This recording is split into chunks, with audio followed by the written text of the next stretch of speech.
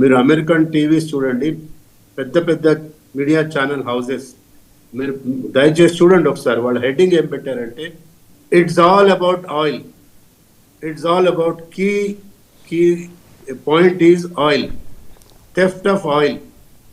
ఇవన్నీ కూడా అమెరికాలో హెడ్లైన్స్లో టీవీలలో మనం చూస్తున్నాం. ఇదంతా ఎంత అంటే, ఆయన అక్కడ అమెరికాలో అన్ఎంప్లాయ్మెంట్ పెరిగిపోయింది, ఆయిల్ రిజర్వ్స్ తగ్గిపోయినాయని మొన్న December 25th నాడు క్రిస్మస్ మీటింగ్లో మాట్లాడాడు, అమెరికాలో ఆయిల్ రిజర్వ్స్ తగ్గిపోయినాయని చెప్పి. సో ఇక్కడ ఏంటంటే వాళ్ళ అన్ఎంప్లాయ్మెంట్ పెరిగిపోయింది, ఆయిల్ రిజర్వ్స్ లేవు. ఓపెన్గా బాహాటంగా చెప్తున్నాడు, నేను ఆయిల్ దొంగతనం చేస్తాను. గతంలో మనం ఇరాక్ మీద కూడా చూసాం, సద్దాం హుసేన్ పట్టుకొచ్చి ఎగ్జిక్యూట్ చేశారు. So America is nothing but they are all. అంటే పృథ్వీరాజ్ చౌహాన్ గారి అనుమానము, సందేహము లేదా నమ్మకం ఏంటంటే మోదీ గారిని కూడా అలాగే ట్రంప్ తీసుకెళ్తాడేమోనని. ఎవరు ఊరుకుంటారా? ఏం గాజులు తొడుక్కొని కూర్చున్నారా ఇండియాలో? అమెరికా కన్నా ఎక్కువ మనకు సైనిక బలం ఉంది, ప్రజల సపోర్ట్ ఉంది మోడీ గారికి.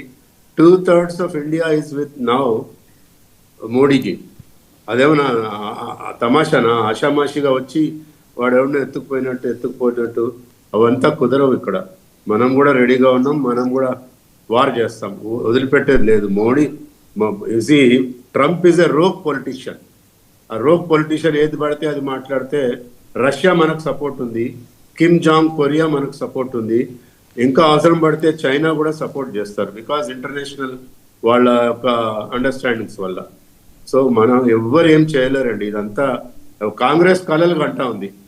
అంటే వాళ్ళు ఊహిస్తున్నారు మోడీ గారిని కూడా ఇట్లా కిడ్నాప్ చేసుకొని తీసుకుపోవాలని కాంగ్రెస్ వాళ్ళు ఊహిస్తున్నారు. అదంతా ఏం జరగని పని. కిషోర్ గారు నమస్తే వాసు గారు. నమస్తే వాసు గారు. ప్యానెల్ నుండి పెద్దలందరూ కూడా హృదయపూర్వక నమస్కారాలు. 99 టీవీ ప్రేక్షకులు హృదయపూర్వక నమస్కారం. చెప్పండి వాసు గారు.